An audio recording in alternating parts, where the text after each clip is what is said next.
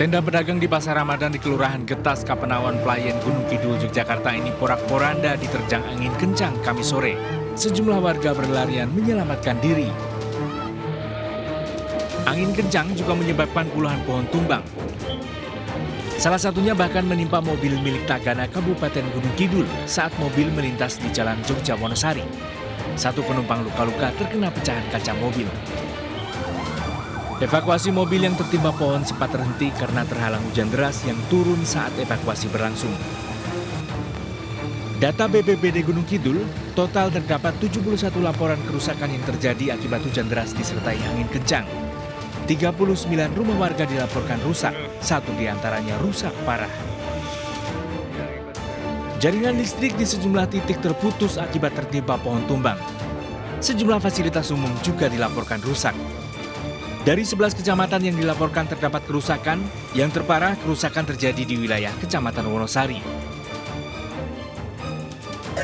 Yang tadi ada informasi awal ada tertampak, namun info lengkap belum maksimal. Baru info awal, sekali lagi karena terganggu jaringan listrik sehingga proses ini masih terus berproses. BPBD Gunung Kidul menghimbau agar warga tetap waspada terutama pada saat curah hujan tinggi. Selain itu juga meminta agar warga melakukan pemotongan rutin terhadap pohon yang sudah berusia tua. Dari Kabupaten Gunung Kidul, Yogyakarta, Kismaya Wibowo, iNews melaporkan. Waspada kalau anak-anaknya bermain di area. Para pengunjung dikejutkan dengan ambruknya wahana pontang-panting yang ada di Pasar Ramadan di alun-alun Cisaat, Kabupaten Sukabumi, Jawa Barat. Akibatnya seorang bocah laki-laki terjatuh saat naik wahana tersebut. Meski tidak terluka, korban sempat menangis ketakutan. Kondisinya nangis. Dan itu Ambruknya wahana tersebut akibat besi pengaitnya terlepas. Tapi ya as yang atas tuh copot lah itu lepas ya. Tapi ini udah dikondisikan lagi, udah diperbaiki lagi udah. Tapi nggak menyebabkan parah, vital apa fatal lah itu. Demi keselamatan pengunjung mencegah kejadian serupa, pengelola Pasar Ramadan telah menutup wahana pontang-panting tersebut. Dari Sukabumi, Jawa Barat, Budi Setiawan, iNews melaporkan. Pemirsa, cuaca ekstrim, hujan badai menerjang Pelabuhan Merak, Banten. Akibatnya operasional dermaga sempat ditutup hingga berimbas antrian panjang kendaraan. Amat ya, ini udah badai lah ini mah. Rubuh, angin kenceng. Itu rubuh. Dari rekaman video amatir, hujan deras disertai angin kencang menerjang Pelabuhan Merak Cilegon, Banten, Jumat dini hari. Kencangnya angin membuat sopir truk dan warga ketakutan, khawatir pohon tumbang menimpa mereka. Sejumlah dermaga di Pelabuhan Merak sempat ditutup karena kapal sulit bersandar juga mengganggu pelayaran akibat angin kencang dan ombak besar. Imbasnya, antrean panjang kendaraan terutama truk besar mengular. Truk pengangkut logistik terhenti di luar pintu masuk dermaga eksekutif. Akibat cuaca ekstrim, antre berjam-jam menunggu giliran masuk kapal. Ini malam pun jam 2 sampai jam 3 hujan deras, angin ribut. Berarti semalam belum bisa nyebrang ya Bang ya? Oh, dari semalam belum bisa nyebrang Bang. Ini mau nyebrang Bang, kalau bisa karena cuaca, karena ombaknya nggak stabil Bang, maka nggak bisa naik. Berarti bisa masuk, baru sekarang bisa masuk pelabuhan Pak? Iya. Alasannya kenapa Pak? Cuaca. Data BMKG, kecepatan angin mencapai 45 km per jam dan tinggi gelombang 2,5 hingga 4 meter. Dari Cilegon, Banten, Iskandar Nasution, iNews melaporkan.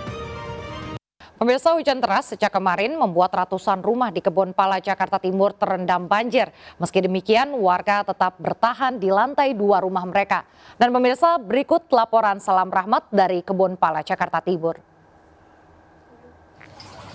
Ya, pemirsa, hujan deras yang melanda ibu kota sejak kemarin ini membuat sejumlah wilayah yang ada di DKI Jakarta kembali terendam banjir. Salah satunya di tempat kami melaporkan saat ini yang berada di kawasan Kebonpala, Jatinegara, Jakarta Timur yang memang sudah terendam banjir sejak hari kemarin. Dan memang pada tengah malam tadi ini memang titik banjir mencapai titik tertingginya bahkan hingga hampir 2 meter. Di mana saat ini ketinggian banjir di tempat kami melaporkan saat ini titik tertingginya adalah sekitar 150 cm.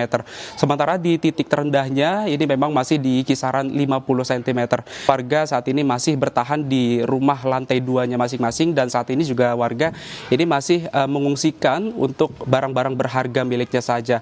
Di mana dari informasi yang kami dapatkan juga bahwa rumah yang terendam banjir di kawasan Kebonpala, Jatinegara, Jakarta Timur ini sekitar 250 rumah yang terendam banjir. Informasikan juga bahwasanya untuk banjir ini memang sudah sering kali terjadi terutama di trimester pertama di 2024 ini memang sudah acap kali atau juga sudah beberapa kali terjadi langganan banjir.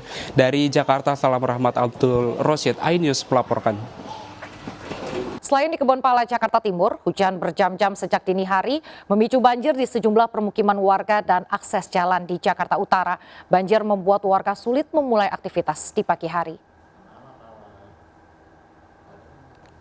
Banjir merendam jalan di permukiman warga Kapuk Muara, Penjaringan, Jakarta Utara pada Jumat pagi. Warga yang hendak pergi bekerja dan nekat menerobos banjir setinggi 30 cm harus mengalami mati mesin. Menurut warga, banjir kali ini akibat luapan Kali Angke dan diperparah pasang air laut.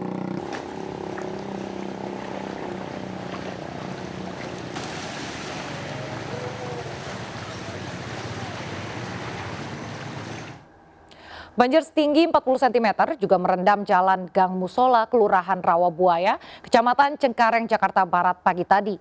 Banjir langganan ini terjadi akibat hujan yang lama dan luapan air kali Mukefat. Tak hanya merendam akses jalan, banjir juga masuk ke dalam rumah warga sejak pukul 5 pagi. Sejumlah warga dan pengendara sepeda motor menerobos banjir untuk bisa melakukan aktivitas.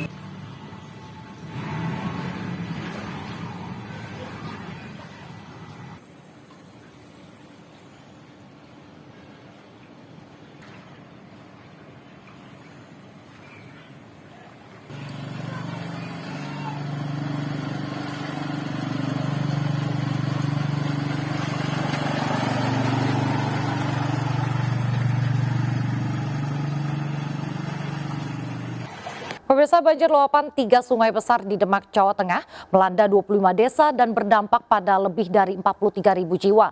Ratusan orang dievakuasi dari rumahnya yang terkepung banjir.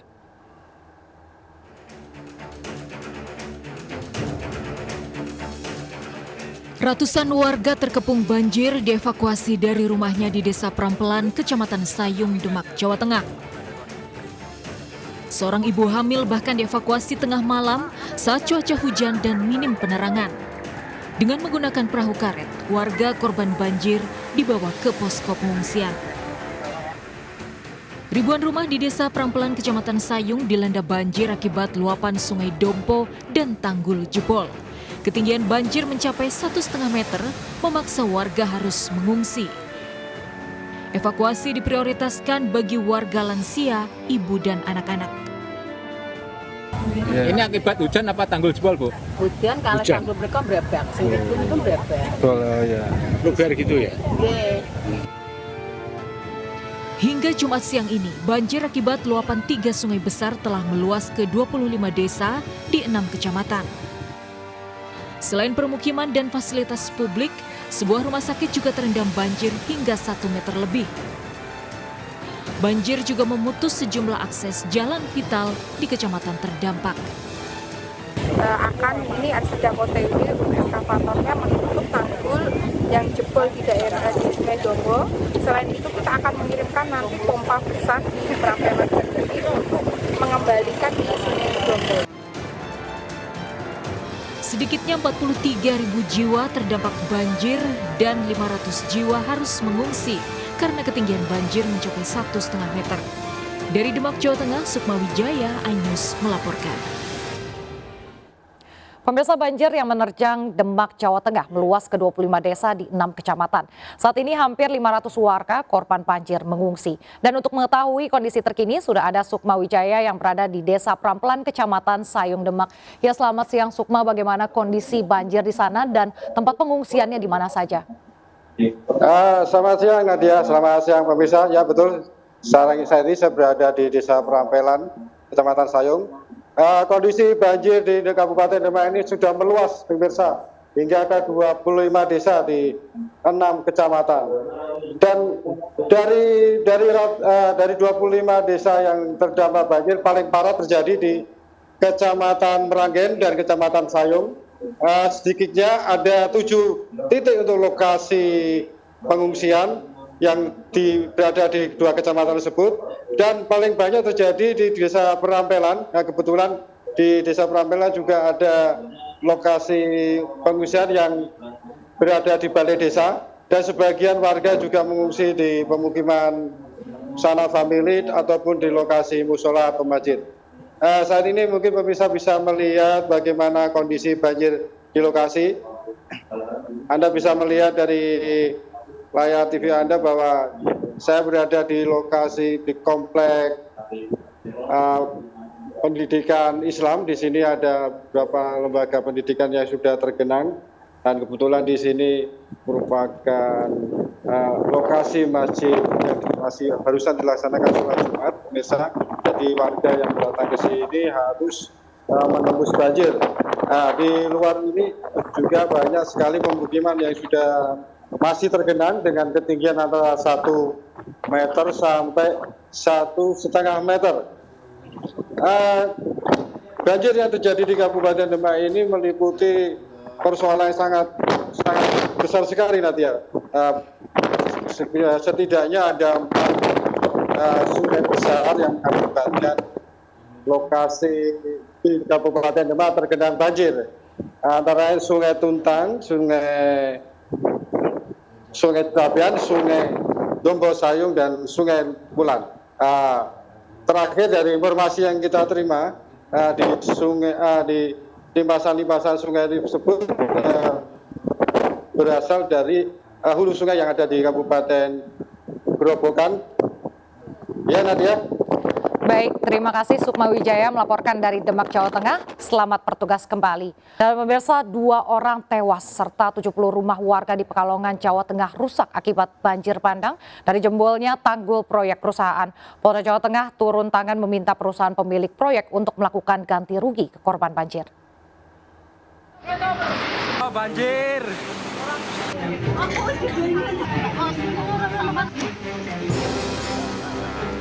Warga dan tim gabungan BPBD terus membersihkan lumpur tebal sisa banjir yang mengepung puluhan rumah warga di Desa Wangandowo, Kecamatan Bojong, Pekalongan. Sejumlah kendaraan dan perabotan hanyut tersapu banjir. Total ada 20 rumah warga rusak berat dan 50 lainnya rusak ringan akibat banjir Rabu kemarin. Para penghuni rumah kini mengungsi ke gedung sekolah tanpa membawa barang apapun. Para korban banjir terpaksa bertahan dalam kondisi seadanya dan mengandalkan bantuan makanan untuk berbuka dan sahur. Ngungsi berarti ya? Iya. Gimana kondisi rumahnya? Kondisi rumahnya ya gitu, berantakan. Rusak parah ya? Terus gimana ini? Dengan pengungsian gimana? Dingin nggak ini? Dingin, Pak. Banjir bandang lumpur tebal di Kecamatan Bojong, Pekalongan terjadi usai warga berbuka puasa Rabu malam lalu. Banjir menghantam 50 rumah warga, musola dan sekolah. Seorang ibu dan anak perempuannya berusia 10 tahun tewas terseret banjir. Banjir bandang akibat jebolnya tanggul proyek pabrik sepatu yang terbuat dari tanah merah. PMK Pekalongan dan Polda Jawa Tengah berkoordinasi dengan perusahaan terkait ganti rugi untuk korban banjir. Pak Alek ini bertanggung jawab untuk bersama-sama untuk recovery rumah itu sendiri. Ini penting sehingga diharapkan para pengungsi nanti akan segera kembali ke rumahnya masing-masing. Warga diimbau waspada karena hujan deras masih terus terjadi di wilayah ini. Dari Pekalongan, Jawa Tengah, Suryono Soekarno, iNews melaporkan. Sementara itu pemirsa, banjir di Kabupaten Grobogan, Jawa Tengah terus meningkat sejak dini hari tadi. Jelang sahur, ratusan warga mengungsi karena ketinggian banjir terus naik hingga 1,5 meter.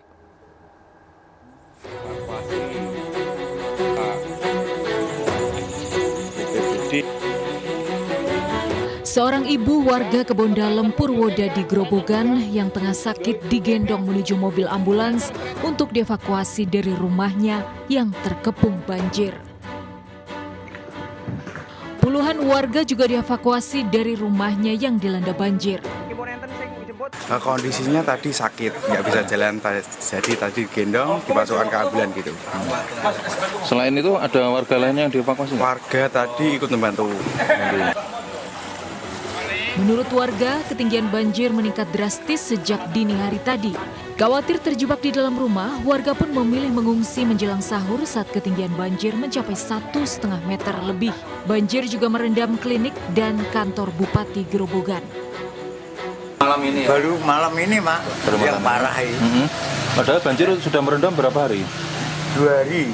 2 hari ini. Ini warga di sini ngungsi di mana saja, Pak? Ya, ada yang di tetangga sana, tempat UFO. Iya. Tapi Bapak tidur di emperan ini ya? Iya, Pak. Akibat banjir, sejumlah sekolah di kota Purwodadi diliburkan lantaran beberapa ruang kelas terendam hingga 50 cm. Menurut warga, banjir luapan Sungai Lusi kali ini merupakan yang kedua terparah sejak awal tahun 2024. Dari Grobogan, Jawa Tengah, Rustaman, iNews melaporkan. Pemirsa, Kamis siang BMKG melaporkan 3 bibit siklon tropis muncul bersamaan di Samudra Hindia. BMKG meminta wilayah di daerah sekitar bibit siklon tropis untuk waspada terhadap cuaca ekstrim dalam 24 jam ke depan sejak kemarin. Dan cuaca ekstrim ini juga imbas dari munculnya 3 fenomena bersamaan. Nah, di sini ada 3 bibit siklon. 3 bibit siklon tropis yaitu 91S, 94S dan juga 93P muncul bersamaan di Samudra Hindia. Potensi bibit siklon 91S untuk tumbuh menjadi siklon tropis dalam 24 jam ke depan dikategorikan sedang hingga tinggi bergerak ke tenggara menjauh wilayah Indonesia. Dan untuk potensi bibit siklon tropis 94S tumbuh menjadi siklon tropis 24 jam ke depan pada kategori rendah. Sementara untuk potensi bibit siklon tropis 93P dalam 24 jam ke depan pada kategori rendah. Dan selanjutnya ada 3 bibit siklon tropis ini akan berdampak pada terjadinya angin kencang, banjirop di sejumlah wilayah pesisir hingga gelombang laut bervariasi di sejumlah wilayah di Indonesia. Gelombang laut tinggi bervariasi mulai dari 1,5 hingga 6 meter terjadi di sejumlah perairan.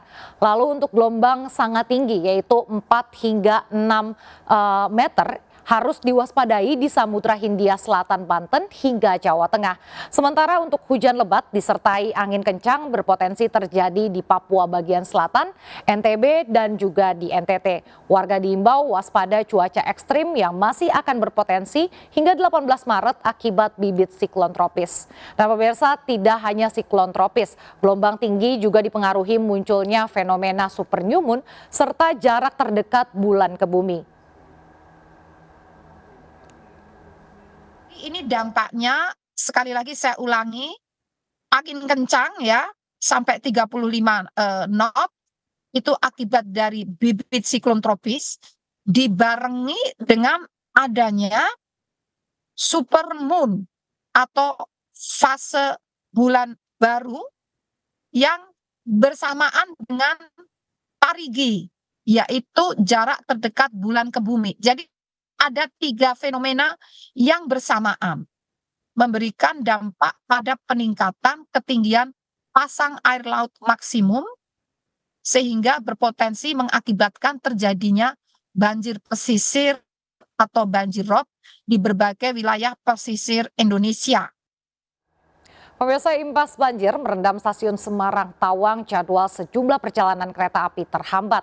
Selain meminta maaf, PT KAI memberikan kompensasi pengembalian tiket hingga 100% bagi calon penumpang yang gagal berangkat.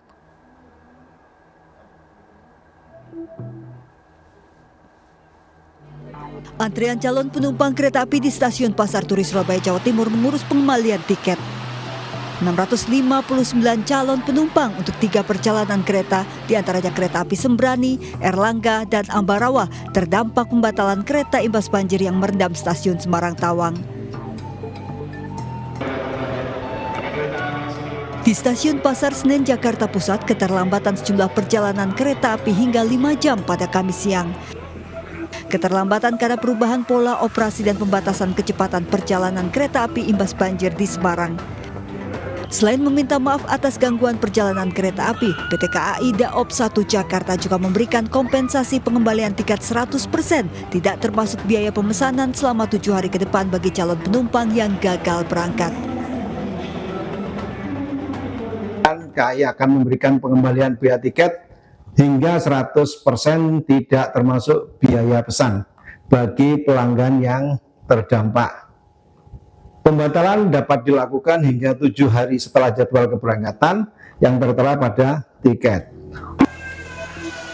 Sejumlah perjalanan kereta api dari stasiun kereta api Purwokerto menuju Semarang dialihkan akibat banjir Semarang. PT KAI pun menerapkan rekayasa perjalanan kereta dengan mengalihkan rute kereta yang seharusnya melintasi jalur utara ke jalur selatan melewati Solo Balapan, Yogyakarta, Purwokerto, Cirebon. Dari laporan terkini, kondisi stasiun Semarang Tawang berangsur normal. Namun rute ke arah timur masih dalam penundaan karena adanya genangan dengan ketinggian 20 meter sehingga belum bisa dilalui. Tim kontributor iNews melaporkan. Pemirsa, sebuah minibus menabrak showroom mobil sport mewah di Pantai Indah Kapuk 2, Teluk Naga, Tangerang, Banten. Tidak hanya pintu showroom, minibus juga menabrak satu mobil sport seharga 9 miliar rupiah.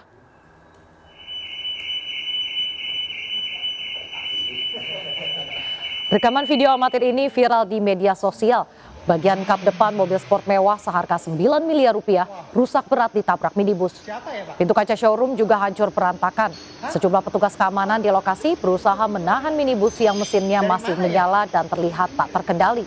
Polsek Teluk Naga telah mengantongi identitas sopir minibus berinisial J, usia 42 tahun. Polisi masih mendalami penyebab sopir minibus menabrak showroom mobil mewah.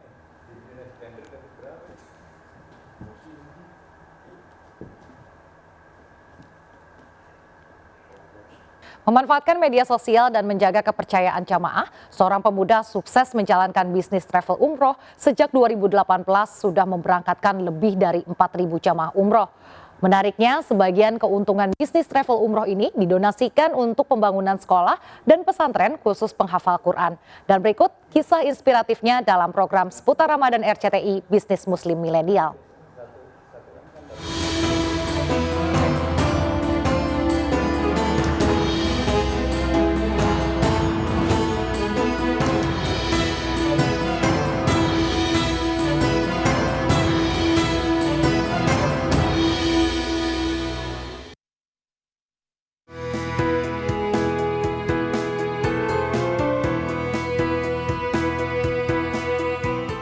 Bagaimana pertolongan Allah itu datang, ya saya rasa yang itu berangkat dari niat gitu. Niat kita apa bangun bisnis ini gitu. Dari awal juga kita bangun bisnis ini bukan untuk memperkaya diri gitu. Kami membangun bisnis ini niatnya dari awal adalah memudahkan jemaah atau tamu-tamu Allah yang Allah undang untuk berangkat ke Baitullah.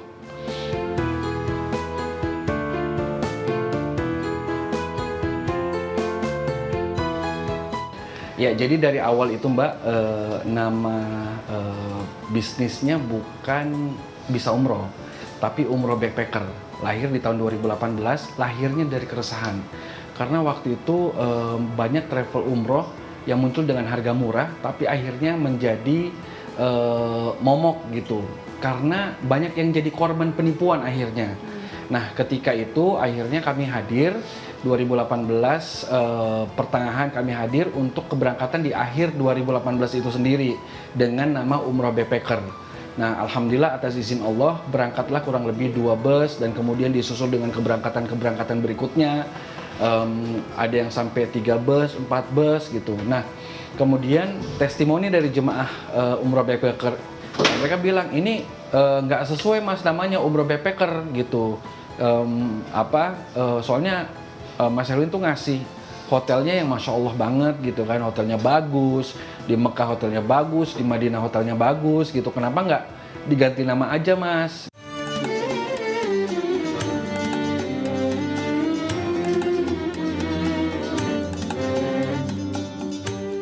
Ya namanya usaha itu kan pasti ada jatuh dan bangun gitu kan. Nah kami tuh ada uang yang mengendap Mbak di pihak lain. Ketika pandemi selesai bulan Agustus 2022 kita mau berangkat, ternyata orang yang tadi kita amanahkan uang ini itu ternyata nggak bisa dihubungin dan menghilang. Jadi kami sempat mengalami kerugian sekitar 1,7 miliar. Tapi alhamdulillah atas izin Allah kami berusaha untuk mencari jalan keluar, tanpa harus berhutang gitu. Dan akhirnya pelan-pelan ya kan, pelan-pelan sampai hari ini walaupun memang belum semuanya terselesaikan, tapi alhamdulillah sampai hari ini tidak ada satupun jemaah yang tidak kami berangkatkan dan tidak ada kami punya hutang di luaran.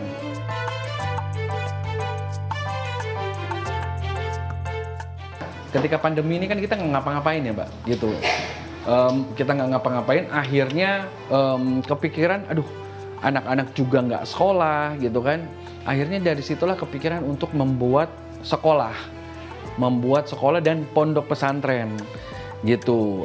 Terus kemudian ya atas izin Allah berdirilah pondok pesantren kita. Sampai hari ini Mbak, alhamdulillah bisa umroh ini menjadi penopang utama berjalannya pondok pesantren dan sekolah Quran kita.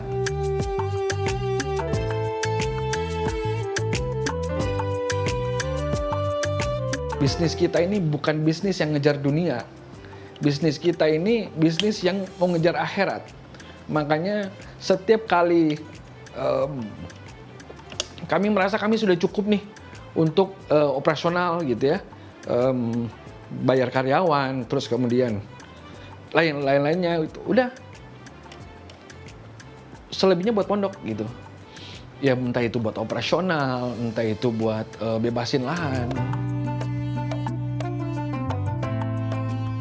Di bulan Ramadan itu kita sengaja tidak ada keberangkatan, jadi di saat orang mungkin malah bisa dibilang umroh Ramadan itu untuk sebagian besar travel itu adalah ibarat orang bertani itu panen besar Mbak.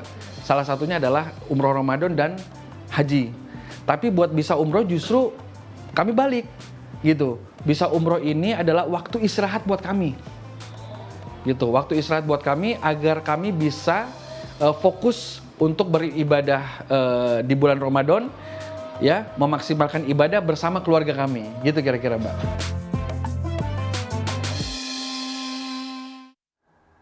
Pemirsa, anak-anak pengungsi Gaza berunjuk rasa untuk mengetuk dunia internasional agar segera menangani kelaparan yang menimpa penduduk Gaza. Sementara itu, bantuan lewat udara yang dilakukan oleh sejumlah negara terasa sia-sia karena banyak bantuan yang jatuh di laut atau di wilayah tak berpenghuni. Sudah tahu ya, THR itu adalah kewajiban para pengusaha yang harus diberikan kepada para pekerja atau buruh untuk memenuhi kebutuhan menyambut Lebaran.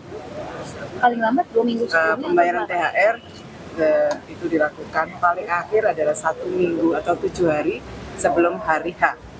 Jadi tapi meskipun begitu, kita akan tetap meskipun itu sudah lazim ya, tetap kita akan memberikan surat edaran kepada para gubernur terkait dengan ketentuan THR. Bu, biasanya kan sering terjadi perusahaan tuh mencicil THR, ya, gitu kan nggak boleh kan? Nggak boleh. Pemirsa, berburu takjil atau makanan untuk berbuka puasa setelah menjelajah Jakarta dan Tangerang, kini kita berburu menu buka puasa di Kampung Ramadan Jogokarian. Beragam menu yang murah namun nikmat bisa Anda dapatkan di sini.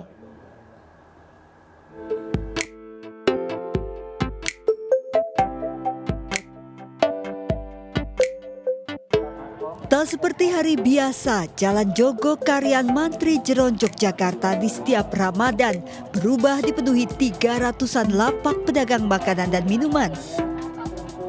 Kampung Ramadan Jogokarian setiap hari jelang berbuka selalu dipenuhi ribuan warga yang berburu takjil.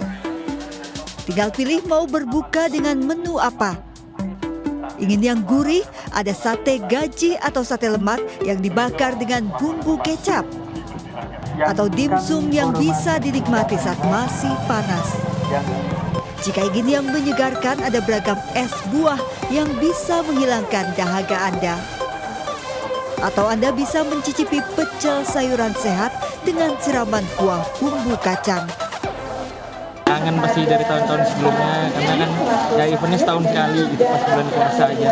Seru banget lah pokoknya. Variatif banget sih, mulai dari yang kayak jajanan pasar, terus yang jajanan-jajanan yang lagi kekinian itu, terus jajanan-jajanan makanan berat juga, bahkan nyampe ada ribuan porsi. Digelar untuk yang ke-20 kalinya selain untuk menyemarakan bulan Ramadan, Kampung Ramadan Jogokarian juga digelar untuk mempertahankan ekonomi warga yang tidak dapat berjualan pagi hingga siang. Untuk jumlah stand ya Mas? Iya, jumlah stand seberapa Mas? Tahun ini kita lebih dari 300 pedagang membuka stand di Kampung Ramadan Jogokarian ini, sepanjang jalan Kampung Ramadan ini. Ratusan pedagang di Kampung Ramadan Jogokarian ini mulai berjualan sejak pukul 3 sore hingga menjelang waktu berbuka dengan varian harga makanan dan minuman yang ramah di kantong. Dari Yogyakarta, Galih Ratna, iNews melaporkan.